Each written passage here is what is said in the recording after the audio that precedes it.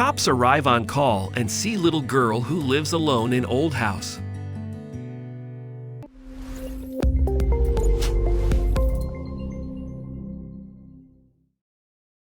But before we start, please take a moment to give this video a like, subscribe to Happy World, and hit the bell so you'll never miss these great stories. Hello? Hello. This is 911. What's your emergency? My stomach hurts so much. What's your location? Benjamin Spleen nodded his head as he quickly wrote down the address and reassured the little girl on the other end of the call. Help is on the way. Just hold on, okay, he said. Officer Kelly and his partner Amos were seated in their police cruiser, which was parked at an intersection in the busy city of New York. The two had just taken a break from patrolling their district and had decided to grab a bite to eat before returning to work. Amos was in the middle of telling his partner what he called his little pellets as they wolfed down their hamburgers. The pellets were jokes Amos claimed could make even the most sadistic person laugh, but in truth, the only reason Kelly reacted to them was because of how ridiculous they were. That day, Amos was going on and on about animals and what they said whenever they wished to cross a road.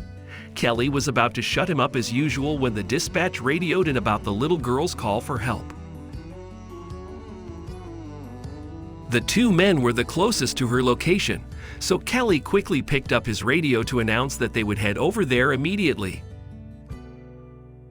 And I was just about to reach the climax of those jokes. Amos pouted while Kelly secretly rejoiced. "You'll have your chance, my man," he said with a smile. When they arrived at the girl's location, Kelly and Amos walked to the door and knocked. They repeated the action several times, but no one answered the door. When Amos tried the lock, they discovered the door had been left unlocked, so they entered. "Hello," Kelly called out, listening intently for a reply. "Perhaps no one is home," Amos wondered aloud. "I'll check upstairs," his partner replied.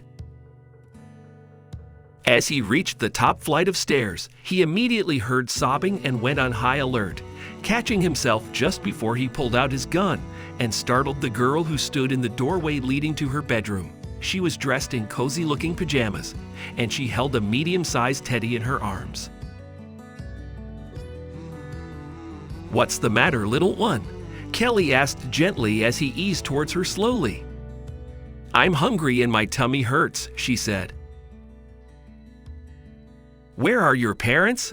he asked when he reached her. "My mom left to go and buy us food from my favorite Chinese restaurant, but she hasn't returned."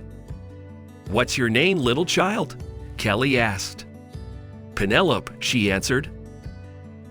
"Don't worry, Penelope, we'll help you find your mom." They took the little girl to a cafeteria to buy her food, and she quickly warmed up to Amos because she kept laughing at his ridiculous jokes. Of course, it had been Kelly's idea to distract her while they inquired about her mother's whereabouts. Officer Kelly later found out that her mom never returned because she got into a vehicular crash and had been injured in the accident. But rather than tell her that, Kelly decided he would assume responsibility for the child until her mother was discharged from the hospital. She had walked away from the accident with a slight concussion and several scratches, which meant she would be released once she woke. The two kind officers spent the rest of the day with Penelope, taking her on a sightseeing tour of New York, and they also kept her well fed. She was so engaged, she didn't have to worry about her mother until she noticed at night that they were headed away from the direction of her home. "It's that way," she said in confusion. "Your mom will be away for some more time, little one. She needs you to wait for her. Can you do that?" Kelly asked.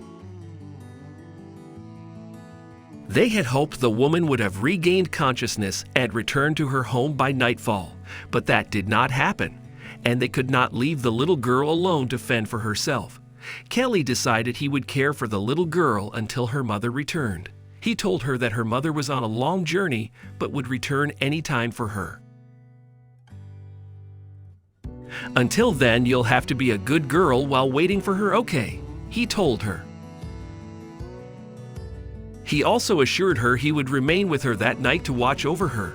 Kelly continued to watch over the girl like that for 3 days, after which her mother regained consciousness. When the woman was to be discharged, Kelly drove Penelope there in his cruiser, watched in tears as mother and daughter were reunited. Then he drove them back to their home.